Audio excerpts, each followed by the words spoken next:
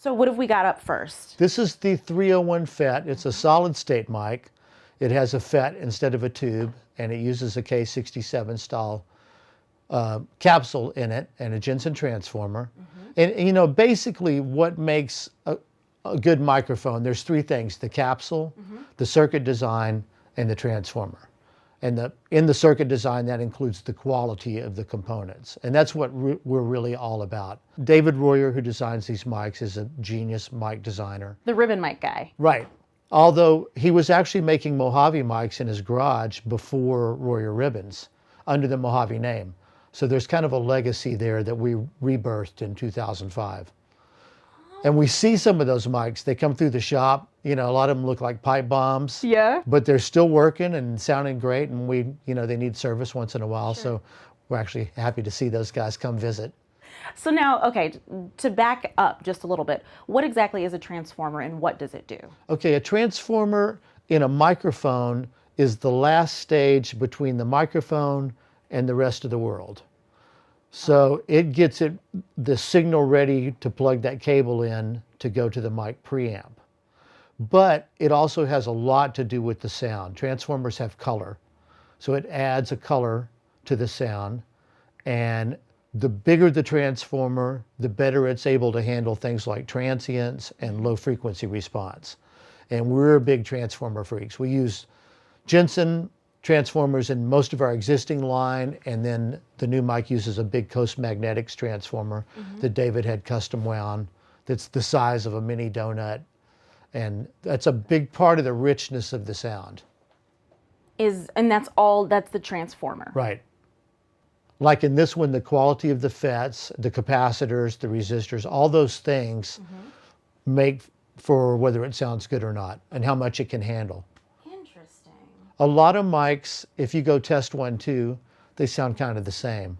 But when you put it on a kick drum or something with a lot of transients like a tambourine, tambourines are really hard to record because they have a complex wave signal and a lot of transients.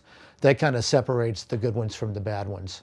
Can we just speak real quick about placement? Why this angle? Why is it placed this particular way? Well, there's a couple of factors there. One, in the cardioid pattern, microphones have what's called proximity effect, which is the closer you get, the bassier it gets.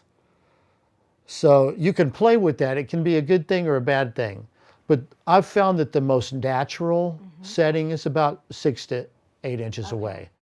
All right, should we get cracking? Let's sing into the 301fet. We're pretty set up. Let me put the headphones on so I can hear you. All right. And we've got the 301fet going into the API console here, which has a lovely preamp. We're not doing any EQ or anything like that. It's just straight through. All right. So let me pop you into record on Pro Tools up here. Okay, we're rolling.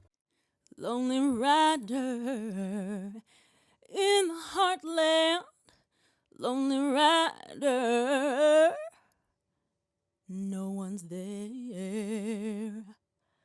Where you going? Lonely rider, no one's there. Yeah. Sounds great. So now with this mic, the sounds that just came out of my body, right? What is it doing to them? The condenser mics tend to, enhance the highs and the lows a little bit. Okay. And then the big trick is matching the right mid-range to your voice. Okay. So how does that sound to you when you hear it back?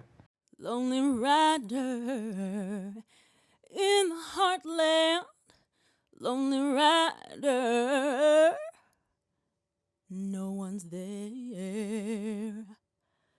It sounds incredibly even, like very, it just sounds very balanced. Right. Very, very balanced. It sounds rich. It's almost got like a brightness to it. Right. Well, this is a FET mic as opposed to a tube mic. And FETs respond quicker. The tube tends to soften things a little bit in a nice way. Okay. The FETs have more presence because they're really fast.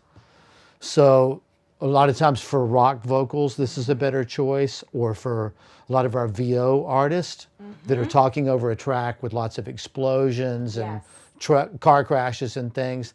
One thing I should point out is we're not using a pop filter, and we should be. When we're recording vocals, we always, always, always use a pop filter. Okay.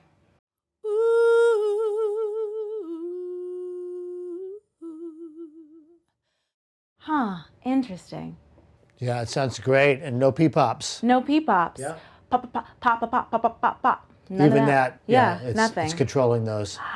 Because it's just the air hitting the capsule that does that. Yeah. Oh, this is awesome. This is awesome.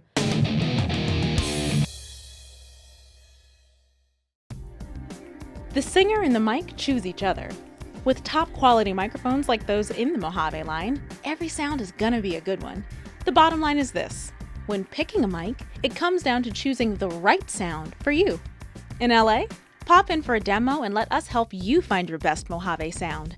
Outside of LA, no worries. Chat with us at westlakepro.com or call on our knowledgeable sales staff about our loaner program. Ready to purchase any of the Mojave line? You can come into our store, visit us at www.westlakepro.com or call us at 323-845-1145.